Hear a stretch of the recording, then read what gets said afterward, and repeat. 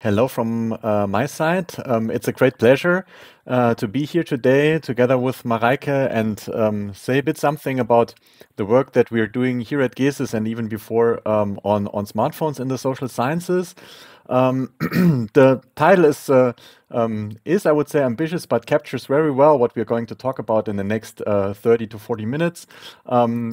Because smartphones are very nice to capture the moment, and this is what we're going to talk about. First of all, I want to say something very general, why it, from our point of view, and not only our point of view, it is a good idea to use the smartphone in the social sciences, how the smartphone can be used. I'm going to dig a little bit deeper into that and say something about, first of all, mobile surveys and how the self-report might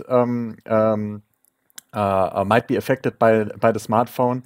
And then we're going to talk about mobile digital behavioral data in the social sciences, namely mobile tracking and sensing. And then, of course, maybe the most rich data source, the combination with surveys and digital behavioral data. Mareike will then take over with some study examples from ourselves.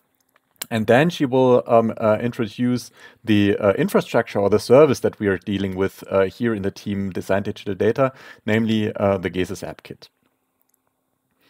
First of all, this is maybe really a truism, but the smartphone is everywhere and everybody has a smartphone. It's probably the first thing that many of you and also I pick up in the morning, and probably the last thing that many of you and also I see in the evening. So it's around every time. It's a companion in everyday life, and at hand almost every time point, we're always online and always connected with the smartphone.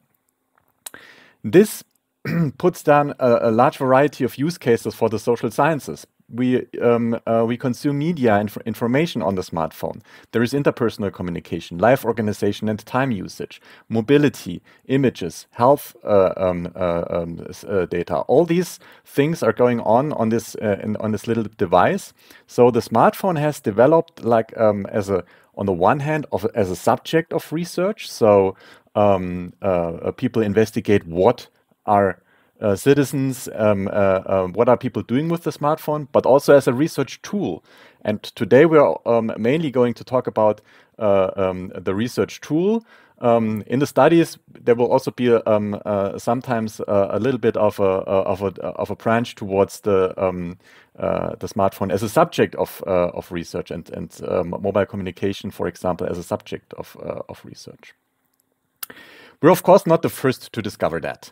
In 2012, even before that, but I think this is a very seminal and maybe even also nice to put it out there. In 2012, Jeff Miller put out the Smartphone Psychology Manifesto, and two things I would like to point at from the abstract. On the one hand, he said that there will be psych apps, as he called it, over 10 years ago. Psych apps that that researchers can use to record behavior on the one hand, but also to run interactive surveys, tests, and experiments. So both data sources that we are also dealing with. And the second thing that is also, of course, interesting to mention. He also said that smartphone could transform psychology even more profoundly than PCs and brain imaging did, which is maybe a bold statement, but we can discuss that, of course, later. What now, almost 12 years later, we think about that.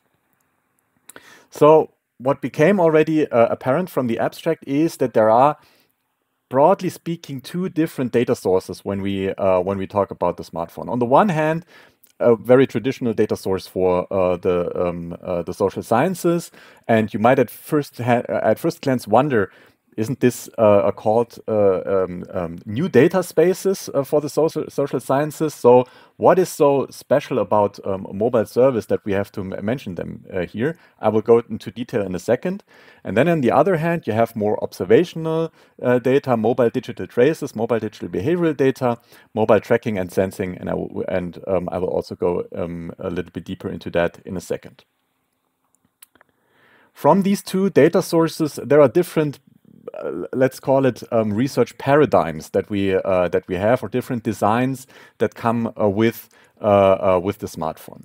On the one hand, and this is maybe the most obvious thing that the social scientists comes up with when there is a smartphone, smartphones can be another mode for surveys. So besides the PC, paper and pencil, telephone interviews, and so on and so forth, the smartphone could be another mode, which has definitely advantages. There's high availability and high prevalence. Almost everyone around the world has a smartphone. There's easy data input. You can use the camera and scanning functions, screenshots, or audio functions.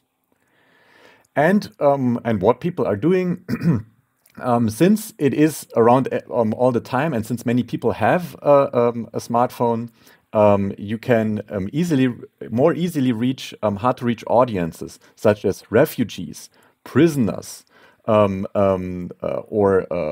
employees that do not work at the company anymore. So audiences that are hard to reach via other modes can be reached via mobile surveys. And this is mainly the research topic in sampling and survey methodology research. But then on the other hand, we also have a design which is called intensive-longitudinal survey designs. It has many other names: experience sampling, ecological momentary assessment, ambulatory assessment, or diary-style studies. And basically, the idea is always the same. You have an intensive survey design with several questions per day, usually after a push notification. The design is old. It is this was firstly done in the 80s or 90s to measure workplace behavior and flow at the workplace by Chich and Mihaly et al. But with smartphones, because we can now have this device with us all the time and we have push notifications, it really took off. And why is this such a paradigm shift? You may now say, yeah, well, asking a question several times, having longitudinal methods, we do that since decades and maybe even since 100 years or so in the social sciences. Yeah, well, I think the focus shifted here at this point a little bit from stable between-person differences to within-person dynamics and more fast-lived variables. Let's go a little bit deeper even into that. For a very long time, as we argue, the public opinion research and many parts of quantitative social sciences have focused on trait-like variables, so very stable variables that do not change a lot, at least not in a very short time period. And this is, of course, very interesting to do. In political science, we have political attitudes, interest, trust in institutions, media trust. We have the big 5 personality variables in psychology. We have values in sociology and also in psychology. And these are, of course, long-standing and very important concepts and constructs in the social sciences. However, they also have their disadvantages. On the one hand, they are very stable, and we should not overlook more unstable variables. On the other hand, we know that they often have a very low correlation with behavior. The attitude behavior inconsistency is very well documented also since decades. So every time we would like to predict behavior, these variables are sometimes not very good at doing so. So the argument is here to also concentrate on state and dynamic variables and on situational processes. And this is, for example, you can name many different examples: mood, emotion, and well-being in psychology, attention, elaboration in information processing, but also in political science, the salience of topics, evaluations of political candidates or parties, or of minorities. Then immediate reactions to media, or maybe to a family or a social conflict. These are all variables that are really dynamic, state-like, and they are very hard, if not impossible, to capture with traditional retrospective surveys. The second idea, besides shifting the focus within these intensive longitudinal designs from more stable trait-like variables to state-like variables is also to take into account within and between person processes. And for many, this is, at least in theory, this is interesting, and this is pretty clear. But when we have a look at these results here, when people report the momentary distractions from their problems in a survey, and also their momentary mood, and we do a correlation over all the people that we have in the sample, then we have a negative correlation here, a pretty strong negative correlation. But if we take into account the persons, the within-person processes, so these are 3 different persons now, we see that within a person, this correlation becomes positive. So if we do not distinguish these processes, we might even come to spurious results and say, yeah, well, there is a negative correlation, but we have not taken into account all the variance that is there. And this is also doable very well with intensive longitudinal designs, as we see. And with the advances of the smartphone and these designs, there is now, I would say, these designs are now well established in psychology and many social sciences. There are textbooks. There is a society for ambulatory assessment that basically does all of that. So these designs are now pretty established in many different disciplines. And then we have the second data source that we were talking about, namely mobile digital behavioral data. At that point, we distinguish a bit mobile tracking or logging from mobile sensing.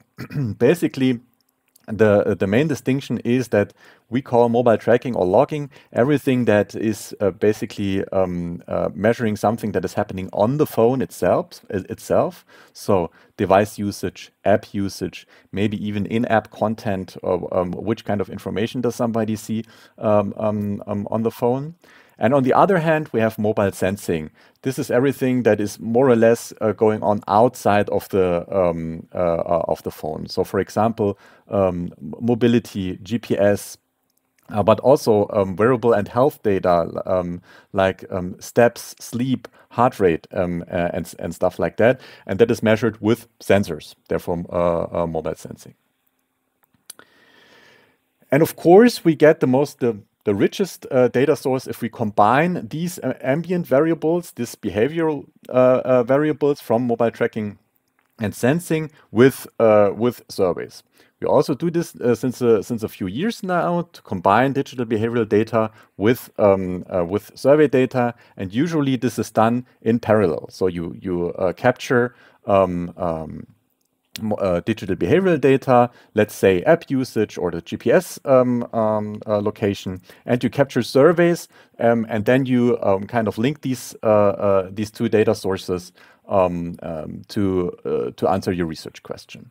And as we argue, at that point also, mobile surveys and mobile digital behavioral data are a match made in heaven.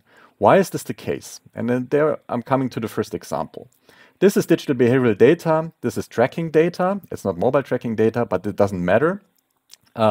It's just an example, digital behavioral data. And this is the sentiment of all the top candidates for the last German election, Baerbock, Laschet, and Scholz. So this is the sentiment from August to even more than election day, captured via tracking. And we can see that the sentiment changes, that the candidates are portrayed more positive or more negative. And of course, a research question would be now to say, well, this sentiment, how does this affect the evaluation or the perception of the candidates? And what we, of course, usually would do here, this election day, we would ask, how do you like Baerbock on a scale from 1 to 7? And then maybe the answer is 1. Somebody does not like Baerbock at all. But now we do not know much more when we just link these two data points, because we see that we have almost continuous data on the one hand, and one data point Maybe we have 2 waves, but this is as much as it gets with traditional surveys on this hand. So we do not know, why is the answer 1? Is this like really a mean that people calculate in their heads? Or is this the last data point? Or is this maybe the most negative data point? We just do not know. And what we can do, if we, for example, ask every day, how do you like Annalena Baerbock on a scale from 1 to 7? We have a much better resolution and a much better fitting resolution from the tracking data and the survey data, and this is much easier and much more valuable to link those two. This is real data, as I said. It could also be other data. It could be heart rate. It could be GPS location. All of this digital behavioral data is has very high resolution, sometimes even continuous, like heart rate, hopefully. And on the other hand, we have surveys that have a bad resolution, or not a timely resolution. This is the one way of linking mobile digital behavioral data and survey data. And then there is a last point or a last design paradigm that I would like to put out, and that Mareike will further show you in a second. What we can also do with the phone, since we capture everything on the phone, is the so-called in-the-moment integration or event-based triggering. So this is maybe the most sophisticated thing that you can do when combining these mobile digital behavioral data and surveys. Basically, the idea is that the digital behavioral data, the capturing of the ambient variables, defines when a survey is played out. So, for example, so-called geofencing. I'm coming to a certain GPS location, for example, to the supermarket, and the survey is popping up. What are you buying today? What did you pay? Did you buy environmental friendly products, and so on and so forth? Or I close a certain app, let's say the Instagram app, and the survey is popping up. What did you just do on Instagram? Did you chat with somebody? Did you see an influencer? And so on and so forth. And this is the so-called event-based triggering, and from our point of view, a design that is almost only doable on the smartphone, again, because we have it with us all the time. So, short summary, like all these paradigms that we're now talking about will come up again now with Mareike. On the one hand, a mode for survey taking, the smartphone. Then we have intensive longitudinal survey designs that shift the focus to situational state-like variables, immediate reactions, and within-person processes. We have mobile tracking and sensing, and then we have two designs that link mobile digital behavioral data and mobile surveys. On the one hand, the usual parallel linkage, and then the in-the-moment integration or event-based triggering. And with this, I give it over to Mareike. Thank you. I'm going to present you with 2 examples on research designs, on mobile research designs. Lucas just mentioned. Is it working? Yes. So one is a study that was conducted in the run-up to the 2024 European elections by colleagues from GESIS, and they used our GESIS app kit. As Lucas said, we're going to tell you a little bit more on that in the last part of the presentation. And the participants were recruited using the GESIS panel DVD, which is another service we have at GESIS. The study design can be best described as an extensive mobile survey design, and I guess in a minute you know why I call this extensive. So what happened? Participants were recruited, as I said, using the panel DVD, so they were invited and gave consent to take part in this app-based study. They then were provided with information on how to install the app, and then they did it. And in the follow-up, it were 4 weeks from the mid of May to the beginning of June, they received several questionnaires. So, for example, they received a questionnaire after initial login and a questionnaire on the last day. They received daily questionnaires at fixed time points every day for the whole 4 weeks, up to 4 weeks, depending a little bit on at which day you initially signed up. There were additional focus questionnaires going more into the details of some concepts that were of interest at 8 times, also at fixed dates and time points. they had the possibility to upload campaigning material they encounter either physically outside or in an online environment using screenshots. Not 3 times, every third day, starting the day after initial sign up. So kind of a random or dynamic scheduling here. And they were asked to evaluate study participation at total 3 times during the study, and additional 5 surveys on 3 different TV events. They were asked to give some information whether they have watched it or not, how they liked it, and all these things. And in total, they were able to receive 52 surveys, which resulted in more than 7,000 surveys we were able to collect. So I think, probably very extensive. And you might ask yourself the valid question of who is actually participating in such a design, who is taking the burden to take part in this design. And we have some kind of good news, because we see that from all invited panel participants or panelists, almost 70% gave consent. And again, from these 70%, 70% actually reached the app and stored the app and were present during the 4 weeks. And also when we are looking at participation over time, here as daily numbers of responses on the daily surveys, we see admittedly some kind of decline, but it's only a slight decline. So not a dropout you might expect if you say like, if someone would present this study design before, I would probably have thought that a lot of people drop out, but I think you can see here that people stay rather active. And this is also reflected in the self-reported motivation over time, which was part of the evaluation survey they had at 3 different time points. And again, a slight decrease in the last part of the study, but it's only slightly decreasing. So people are rather motivated to participate.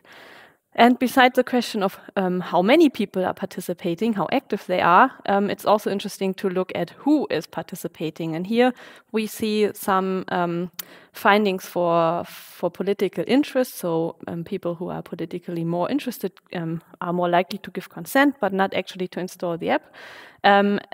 Which is something I think not typical for mobile surveys, but for surveys in general. And we see that education is not influential in this point, which is kind of good news.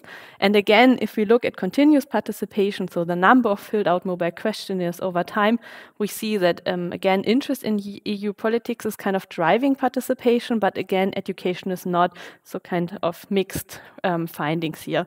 So to briefly summarize this example, I think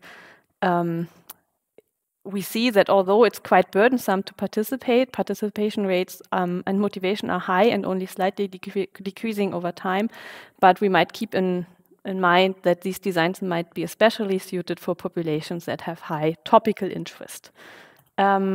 Another example, or the second example I'd like to present, is part of my dissertation, and it's focusing on the question whether the infinite scrolling that is implemented in smartphone and social media, but especially in mobile apps or everything we're encountering on smartphones, does this kind of hinder cognitive involvement? So the idea is that this infinite scrolling is a design feature that keeps us swiping and tapping, often without realizing how much time we're actually spending.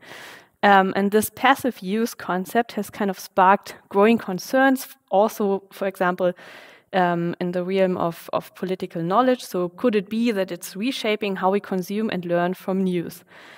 And for this talk, I am going to focus more on a methodological question, that is how to measure abstract passive use. So we all know that global retrospective self-reports are prone to biases, but it might be especially the case when someone is asked to reflect on behaviors that are by theory or by definition automatic, passive use, and also related to something like smartphone and social media usage, which is fragmented or scattered or across the day. So it's hard to remember these short but frequent encounters.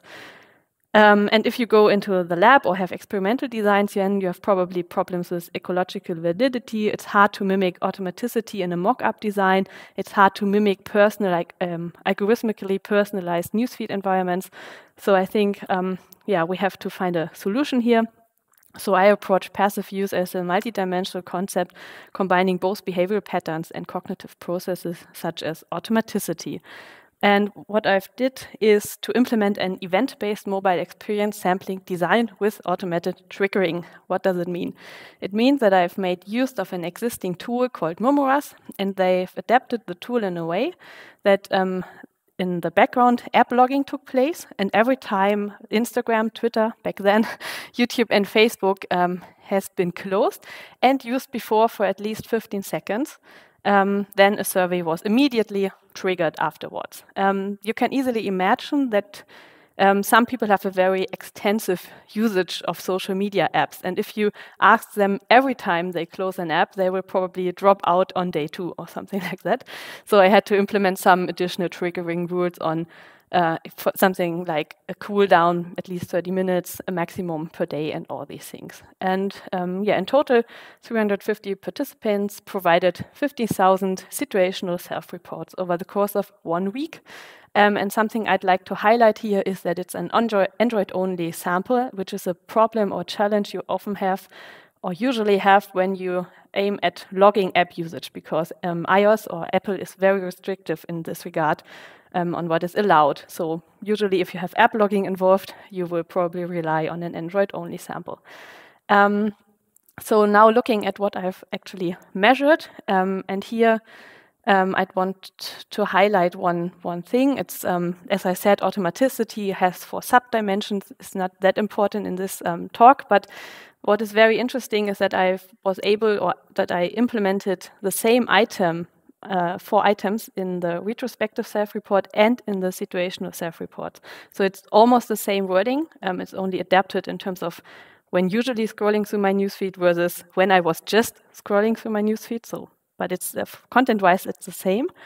And if we are comparing these measurements, then we see, as what Lucas just pointed out in the first part, that indeed there are some mismatches between the retrospective and in situ means. So the in situ value for attention, for example, is 3.46, which is the mean of all in situ measurements per participant, and then again the mean of the sample compared to a 4.0 mean for attention. And if you're looking at the correlation, this gets even more obvious. So we have a 0 correlation, but also a negative minus 0.4 correlation for the controlled item.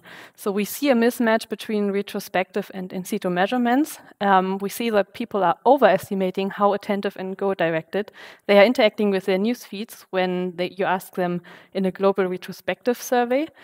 But interestingly, they perceive content they encountered during social media usage as more important, which was actually the wording for the control item. So maybe it's an indicator for successful algorithmic personalization, that you feel more relevant immediately afterwards. You were occupied for several minutes, might be an indicator. But what both findings support is that the notion of scrolling interfaces that foster unregulated and superficial interactions, which is something I've tested also in a more sophisticated statistical approach, namely multi-level modeling. And here, for example, we see that if we are taking into account the behavioral component, which is admittedly self-report also, so it's not measured in-app content tracking, but also self-reported. But we see that when we are here distinguishing the within and between person component, also something Lucas mentioned in the first part, then we see that for scrolling, someone who reports to scroll more in a newsfeed usage episode than he or she usually does, then both the unregulated and superficial way of interacting with the newsfeed are increasing, which is interesting. So in summary, we see that in situ self-reports show a different picture than retrospective measurements. It's especially relevant for concepts like passive use, hard to remember, hard to judge, hard to perceive, hard to differentiate between different usages. We see that this event-based design enables to get the self-report extremely close to the actually event occurrence, which is a great benefit of these event-based sampling or experience sampling designs with this automated triggering. And we see that within-person analysis can uncover correlations that might remain obscured between persons, although in my example, both are pointing in the same direction, but we see differences when we are differentiating the two components. And with that, I'm coming to the third part, which is actually the part where we introduce the GESIS app kit to you. The GESIS app kit is, slightly different. Maybe if you have heard all the examples and all the things Lucas mentioned in the beginning, maybe you're asking yourself where to start. And selecting the right tool is challenging. We have started to do a tool review, or not started, I think we are deeply involved in a tool landscape review, and we see that there are almost 100 different tools out there for mobile research, and it's not that easy to say, well, use that or use this tool. But I think some questions arise that you can ask yourself when you are thinking about tool selection. And the first thing is the data type. So if you only need self-report, there are a lot of different survey tools you might want to use. If you need mobile sensing components, there are also some tools you can use. But if you would aim to integrate both, then it's getting a little bit more complex. And for example, the event-based triggering design I've just presented you as part of my dissertation is only few tools who are actually offering that. Also, something that is important is the degree of specialization. So if you have a research design that is rather standardized, like typical, classical, whatever, it might be easy to find a solution. But if you need unique features, you might need to adapt a tool yourself or pay someone to adapt a tool for you, which leads to the third point, the question of how much programming skills do you or your lab or whatever have. So if you have extensive knowledge for adapting existing open source solutions, this might be a way to go. But don't forget to think about administering servers as well, maybe getting apps into the Play Store, App Store, in order to make it more accessible to research participants as well. So these are also questions you might ask yourself. And something I think which is often overlooked is the issue of data quality. So when choosing or selecting a tool for your own research, you should make sure that you get information on which manufacturers and devices and how, which versions are covered and tested upon. So very often, especially these very customized, specific one project solutions are developed at one point of time and never maintained, and might cover not anymore all the devices and manufacturers and operating systems you need. And lastly, the question, how much can you pay for it, if at all, is also a relevant question. And now we're coming to the GESIS app kit, because coming from this tool landscape review, we think we aim at provide a ready-to-use solution, making smartphones as a research tool accessible to a broad variety of social science researchers, which means that we want to enable researchers to use smartphones for both active and passive data collections at high granularity, so enabling these longitudinal or intensive longitudinal designs, also at the survey level. The GESIS app kit has a low technical threshold, so no programming skills or advanced technical knowledge is needed in order to use it. And the researcher has full autonomy over study design, content, and sample management. And in all our development endeavors, we keep an open source mindset, which means that we aim to provide this also open source as soon as we are ready with documentation. The GESIS app kit, as you can now use it, has two pillars. The thing that is most obvious is it's a research software provided as a software as a service to you. So you just have to get an account and then you can start using it, which is very easy, ready to use. On the other hand, the GESIS app kit is thought as a community hub, or we are thinking of it as a service for the community, offering training on the tool and also methodological trainings, advising on study design, but especially we hope to be something like a point of contact for researchers who are working on these topics to exchange findings on methodology and data quality. I think data quality is a very important issue in these designs, and we are just about to start digging deeper into the details also on the linking designs, for example. So or the sampling of events, as I've just mentioned, how many occurrences can you take into your situational sample? How do you build an in situ sample? I think it's a new issue and very promising to discuss that further. And what we also aim at is to pool resources to contribute to sustainable research software development, which means that we hope to kind of bundle research needs and resources to provide one solution that is then ready to use to most of us. Whereas until now, very often research projects develop their own tools and everyone is starting from scratch. And this is something we want to tackle with the GESIS App Kit as a service at GESIS. So yeah, the last thing you might probably wondering about is what is the research software looking like? So if you decide that you want to use the GESIS App Kit, you will probably have first contact with the GESIS App Kit web interface. And here you can set up your project, which means you can provide in-app tags, customize appearance. You can provide or have to provide privacy-related information. You can generate login codes so that you can get participants into the right project. You can create surveys. We have different item types available. You can implement simple survey flows and also bundle items, which leads to the core functionality of the GESIS App Kit, that is to schedule surveys based on schedule single items, but also these container of items. You can have complex time-based schedules or push now functionalities. You can also group-wise send surveys to participants, so not every survey has to be sent out to all, but you can target your survey, your schedule to different subgroups.